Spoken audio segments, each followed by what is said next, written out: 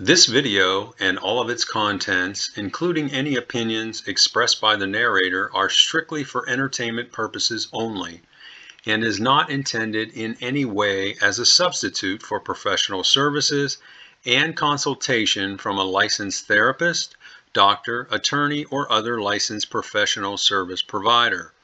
Each person must make their own life decisions, and those decisions are theirs. Welcome back to Find Your Alpha. Today we've got another great video for you. The title of the story is I Discovered My Soon-to-Be Fiancé Was in an FWB Relationship for 8 years. Yes, that's correct. 8 years. How would you like to find out something like that as you were getting ready to pop the question to your girlfriend? Well, this is a great story, so sit back, relax. It's one you're going to have to pay attention to, though, because there's a lot of twists and turns, but I think you're really going to enjoy it. So let's get into it.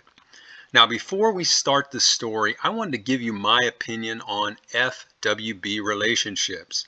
These relationships, as all of you know, are pure lust. And as I said in my last video, lust is 100 times stronger than love. It's a very active emotion. And as such, an FWB partner is the best possible partner you can have for casual intimacy and fun.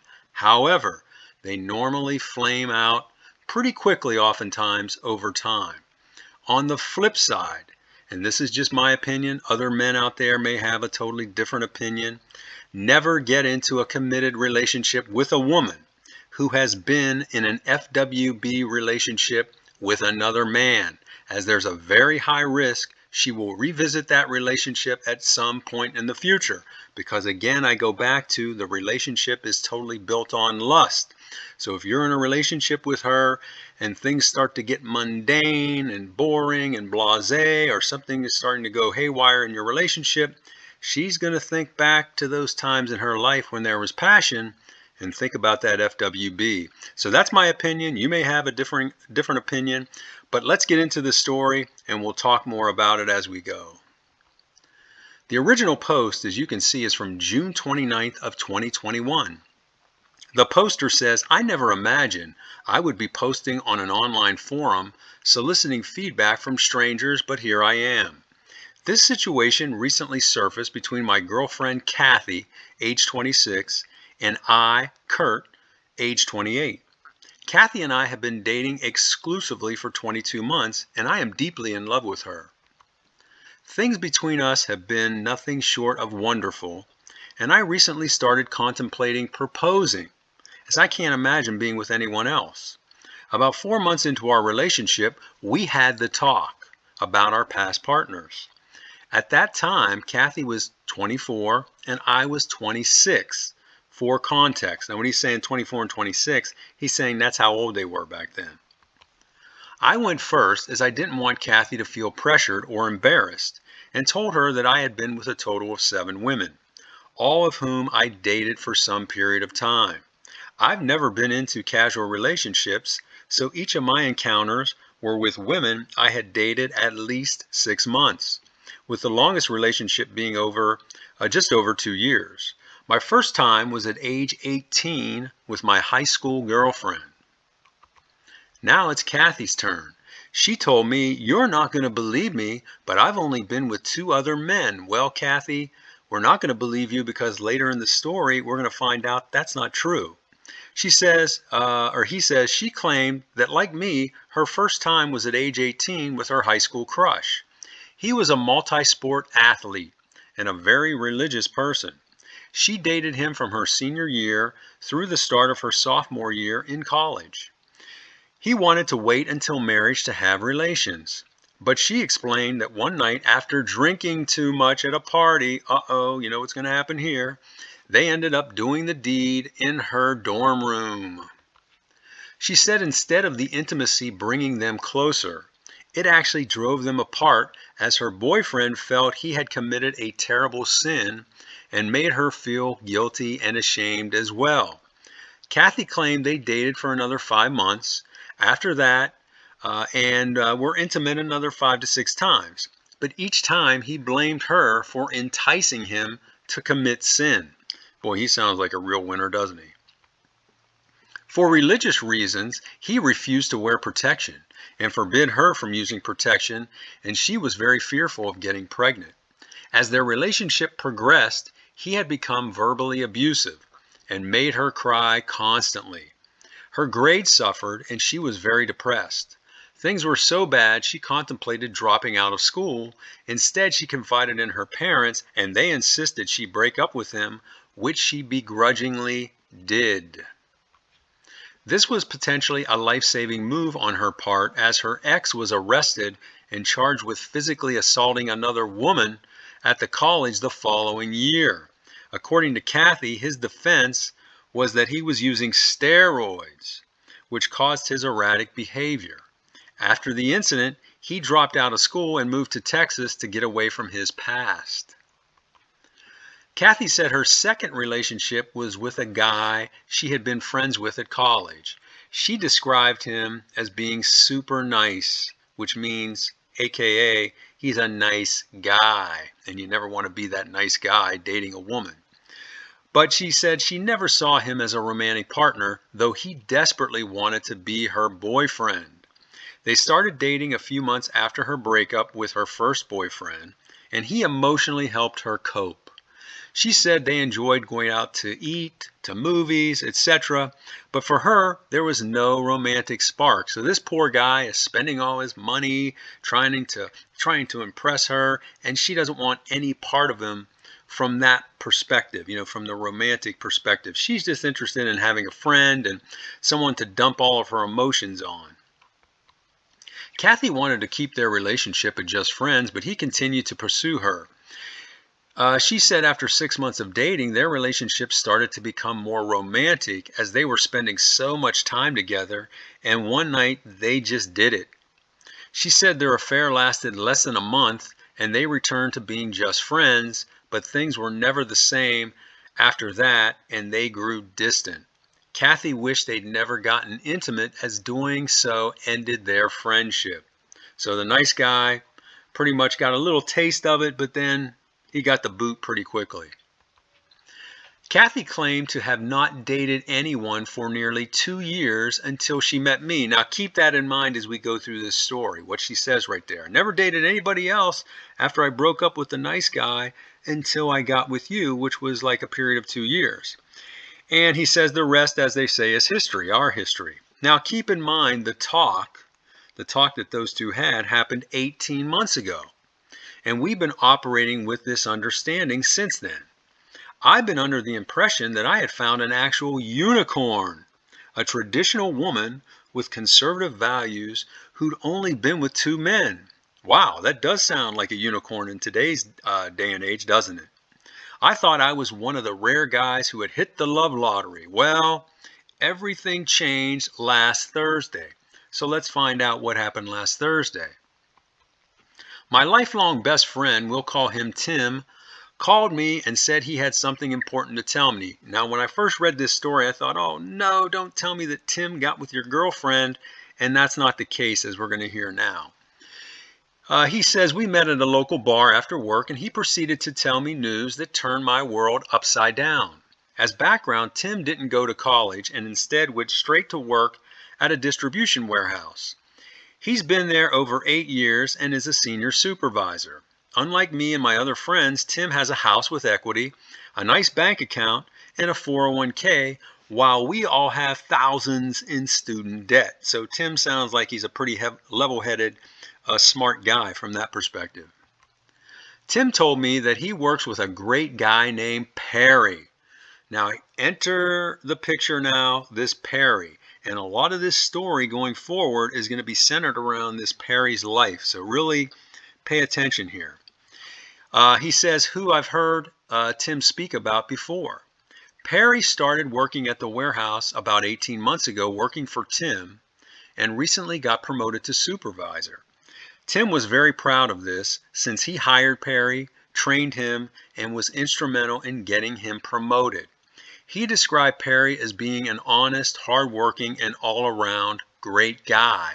and they've become friends since he got promoted and is no longer his subordinate. Now, here's where my perfect snow globe relationship and future wedding plans get smashed to pieces, he says.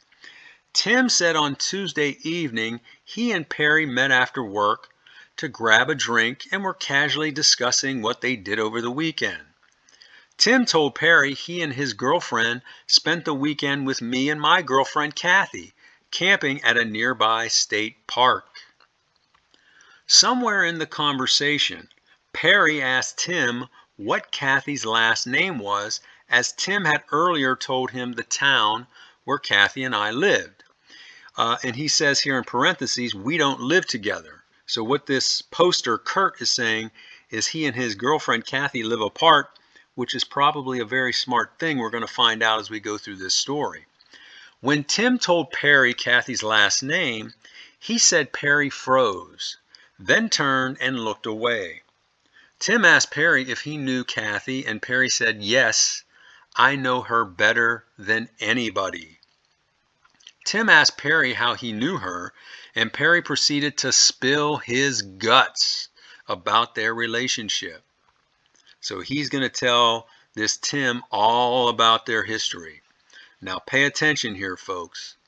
Perry explained that he was born on the wrong side of the tracks, and his parents were drug abusers, both of whom passed away at a young age. He was raised by his widowed maternal grandma, who lived in a trailer court just down the street from Kathy's aunt. Perry said he and Kathy were friends since they were 5 years old. He said they played together whenever she visited her aunt and stayed close friends all through their school years, even though they lived in different towns and attended different schools. Perry said things progressed as they got older, and when they were 16, they had their first intimate encounter at her aunt's house. It was the first time for both of them. From there, they carried on their love affair undercover nearly 18 months until one day Kathy came to him and told him she found someone new and they would need to break up, but could still be friends. Perry said he was crushed and never felt so bad in his life. He tried everything to get Kathy to change her mind, but she told him her new guy was on her level. Can you imagine saying that? Ugh. And her parents approved of him. According to Perry, Kathy told him she would never forget him and that he would always be her first love and very special to her. She explained while she loved him, breaking up was necessary as things would never work between them because of their social differences. After the breakup, Perry became depressed and started drinking to drown the pain. Prior to this, he claims to have never touched alcohol, cigarettes, or drugs and was a B student. He became so depressed he really didn't want to go on, but said the good Lord intervened and gave him the strength to move forward. Perry said he really didn't formally date anyone else in high school after that, but instead started having casual encounters with not so nice women. He did so to try to forget her, meaning this Kathy, and the pain she caused, but instead it just deepened his depression and his life was spiraling. His grades plummeted and he managed to do just enough to qualify for his high school diploma and graduate. So he went from a B student, then after he, had relations with this Kathy and she broke up with him, then he ends up just squeaking by, probably a D student, just to get through, to graduate.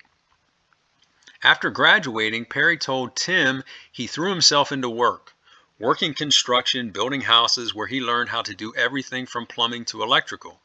After a year of working, things were finally going great for him. He bought and remodeled a home on a piece of land just outside of town where he grew up and moved his grandma and her trailer to his property, where she lived with him until she passed away from cancer.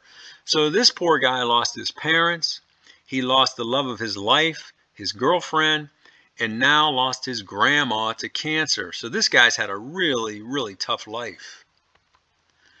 Then one day, Kathy showed up at his door and wreaked havoc on his life again. She had just broken up with her steroidal athlete boyfriend, he says, and came to visit Perry after learning of his grandma's passing. They quickly reignited their affair, and they picked up where they left off. Perry said during this time, Kathy would drive home from college every Friday and spend several hours on Friday evening with him, and then again Sunday evening when she was supposed to be driving back to college. She did this to once again keep their affair a secret from her parents. So even though she's an adult now and she's graduated and in college, she's still keeping their affair, their love affair, on the down low.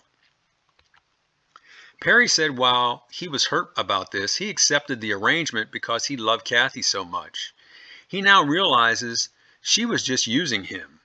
Kathy then abruptly broke it off with him again after 4 months, saying she met someone at college. Perry again was crushed, but he muscled through. Then, after just a couple of weeks, Kathy came back and said she made a big mistake and wanted to get back together with him. This time, Perry said he had a long talk with Kathy about their relationship and where it was going. Now, I want you to listen to what she tells him here.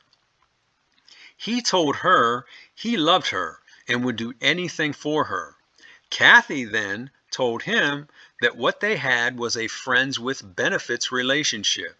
She explained she sees them as two lifelong friends that love each other and express that love through having S. Perry then claimed Kathy told him the connection they have is everlasting, and there's no reason they couldn't maintain their friends with benefits arrangement forever, even if they were in relationships with other people. So what she's, putting in his noodle here is, hey, I want to keep you as my side piece, and there's no reason why we can't keep hooking up like this forever and just keep this on the hush-hush. Ugh, that is disgusting. Perry told Tim he didn't like the setup, but he was so in love with her at the time he'd do anything to keep her. For the next 2+ years, they spent 3 to 5 nights a week at his house. She was driving 15 miles to get there after work and anytime she could sneak off. He said she was physically obsessed with him and he was with her. Throughout this entire time, they kept their affair a secret, and Kathy told him the secretive nature of their relationship really turned her on. He said they never went out in public or met at her place, just hours of S. So what he's saying here is they never went out anywhere. They just stayed in his house and you know what. Perry said his goal during this time was to get Kathy to fall in love and marry him, but that never happened. Instead, she met me, and he says here, remember me, Kurt? Because he was talking so much about this Perry, he says, remember me, Kurt? And once again, dropped Perry like a dirty tissue. Perry said when she broke it off with him, he told her when she leaves this time, it's for good, as the on and off again affair was effing up his head. She rationed that while she had a new boyfriend, they could continue their FWB. He refused the offer. The final breakup was very emotional for Perry, but he muscled through it as he realized what a toxic person she was.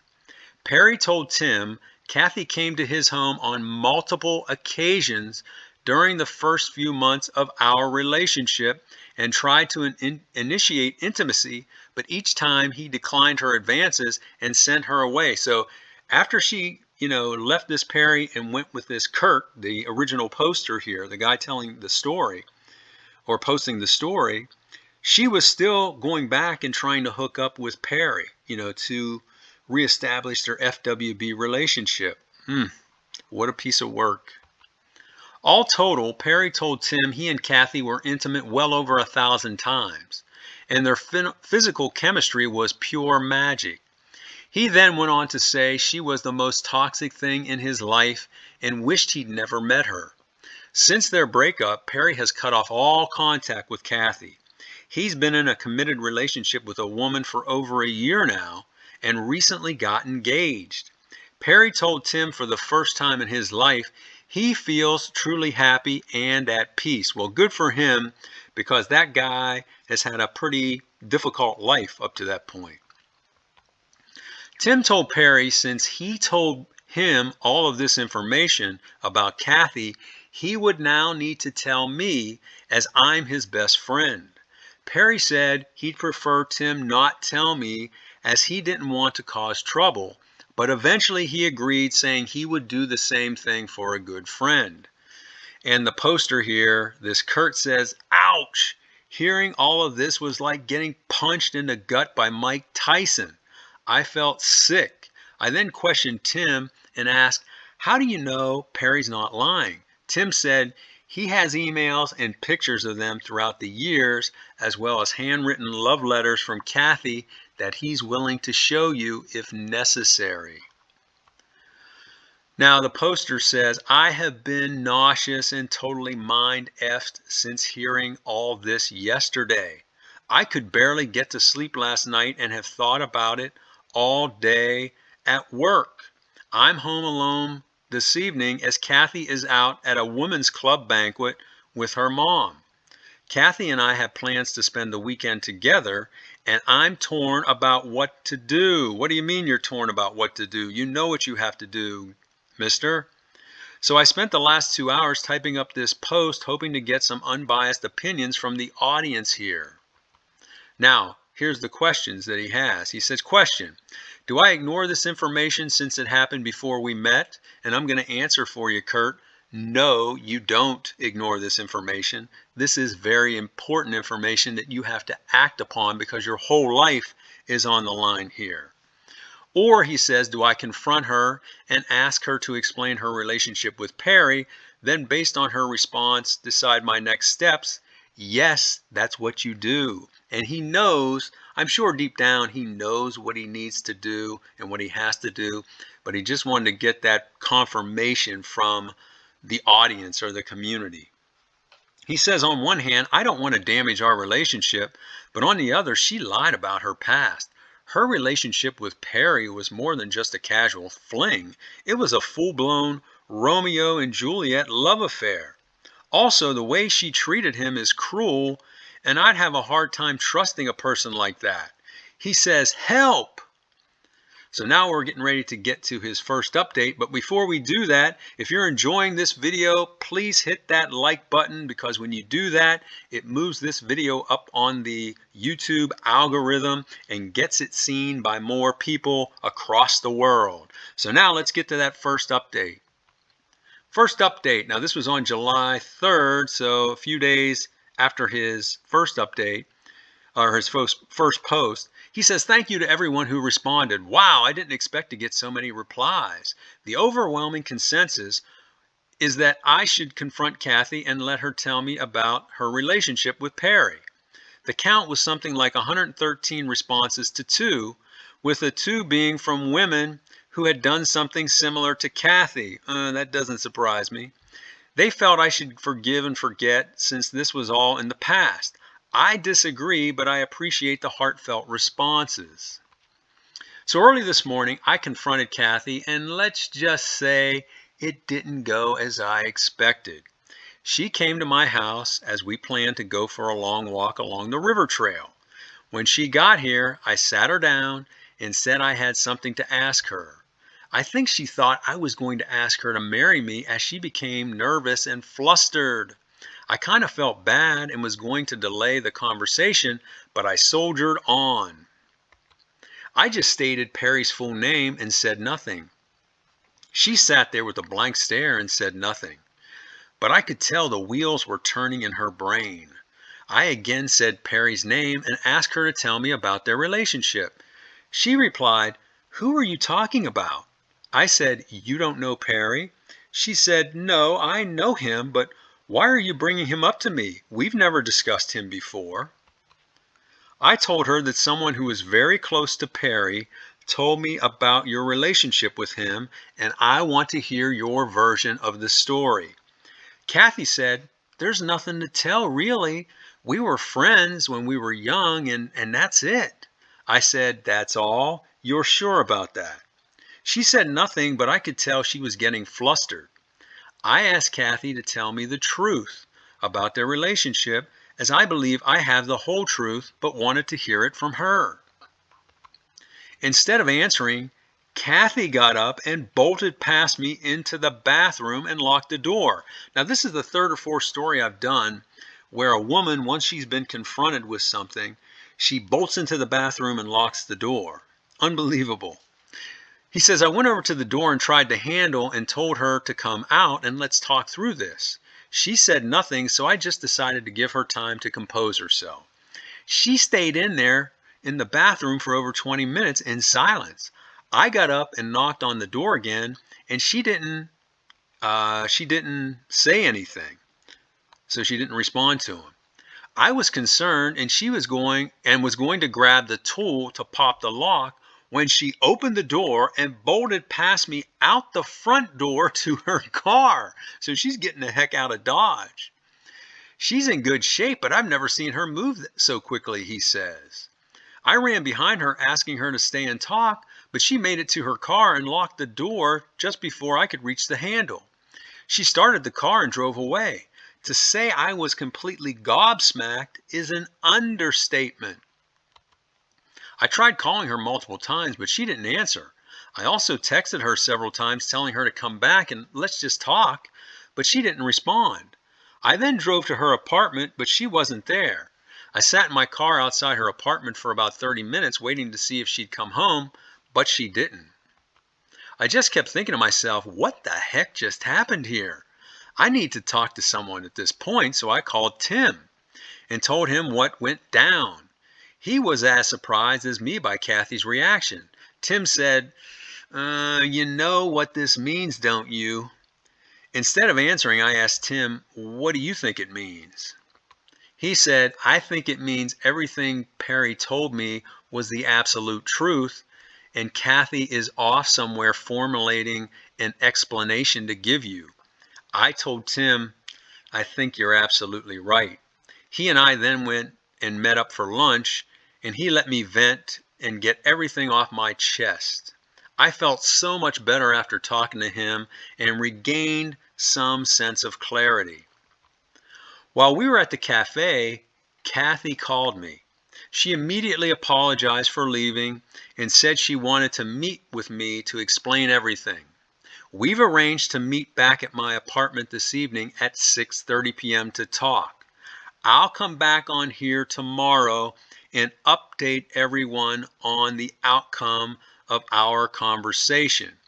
Thanks for listening to my relationship problems and for your moral support. So that was his first update. Now we're going to get to his second update.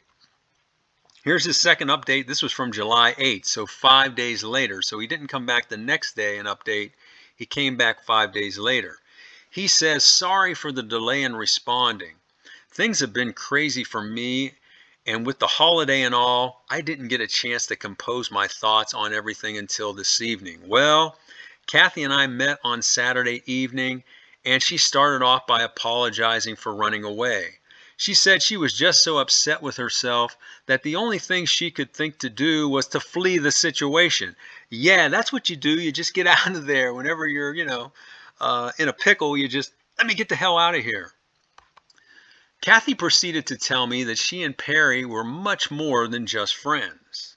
She said he was her first true love, and that they kept their love a secret because of the socioeconomic status of Perry and his family. The poster says, "I never heard anyone use this term except for Wall Street analysts before, so I asked her how this applied to Perry and his family, as from what I understand, he is a good man." She acknowledged that he is a great person, but implied that her parents felt he was well below her, and because of their influence, she bought into this as well. I told her, that is all BS, right? She said she absolutely does, and she does not look down on anyone and feels we are all equal. But I could tell, this Kurt says, I could sense this was just something she said to appease me. So he knew she was just saying that to try to smooth things over.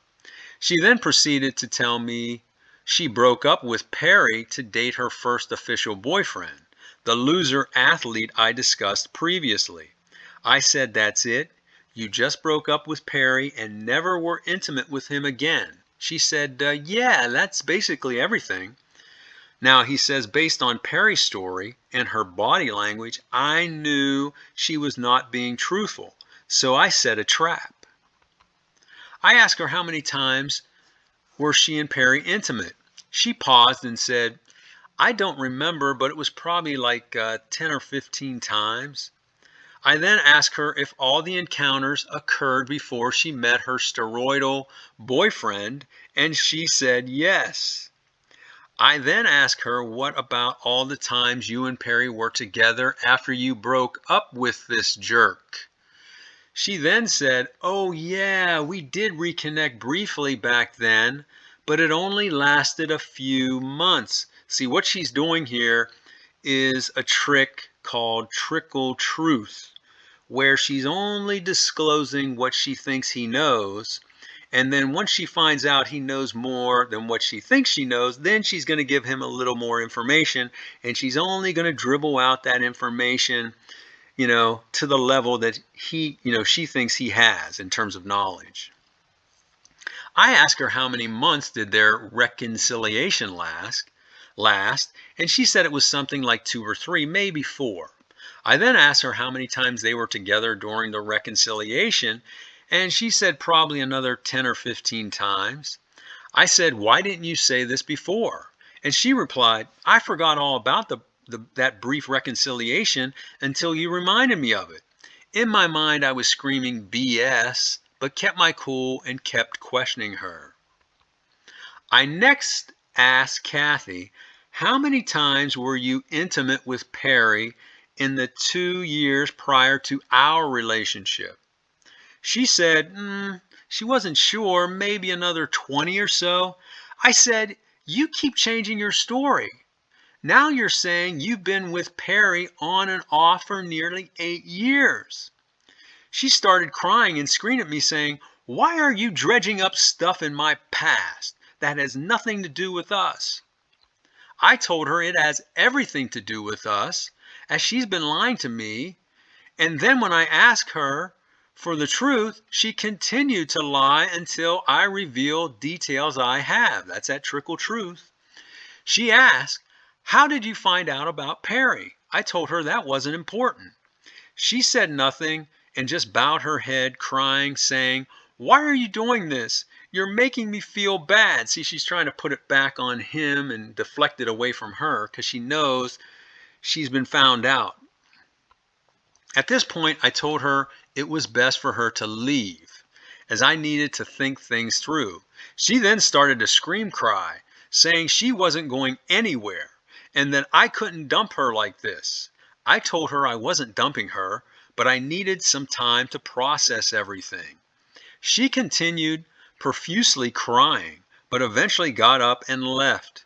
When the door shut and I was alone, I felt, he says like awful, but he meant awful, like my world had just imploded. I'm sitting here now writing this post, and I'm going to spend the rest of the night drinking expensive bourbon.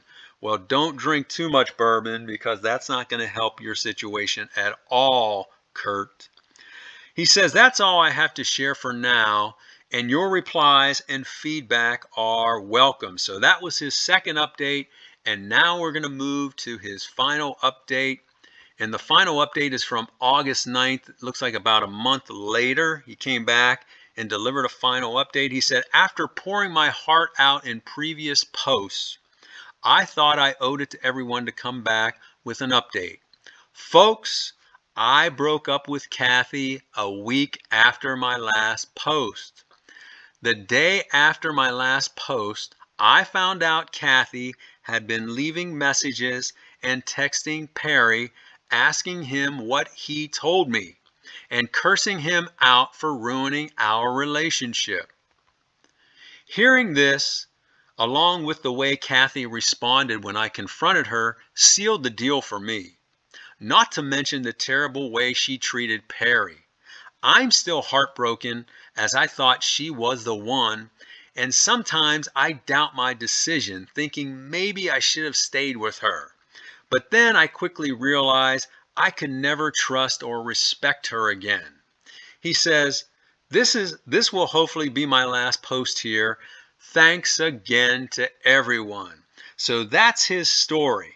And first of all, I want to say he handled this situation very well, because as soon as he got the information about her past, he took time, he compiled his thoughts, and he confronted her, and he did not let her off the hook.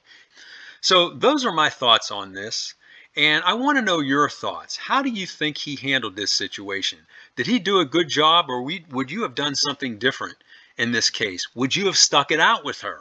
Because he said she's been a wonderful girlfriend. He was going to pop the question to her. Would you have put the, past in the past and moved forward with her? Or would you have done the same thing he did?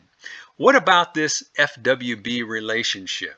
The fact that she had been in an 8-year on and off FWB, friends with benefits relationship with this Perry.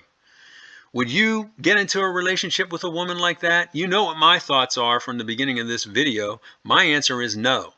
If you ever get into a relationship like that with a woman, the only kind of relationship you should get into with a woman like that would be another FWB relationship. You should not get into a committed relationship with her, and by all means, you should not marry her. So let me know your thoughts on that, and let me know your thoughts on friends with benefits relationships in general. So please hit that like button if you enjoyed this video. Again, give us your comments, share this video with your friends and family, and please subscribe to this great channel, and I will catch you on the next one.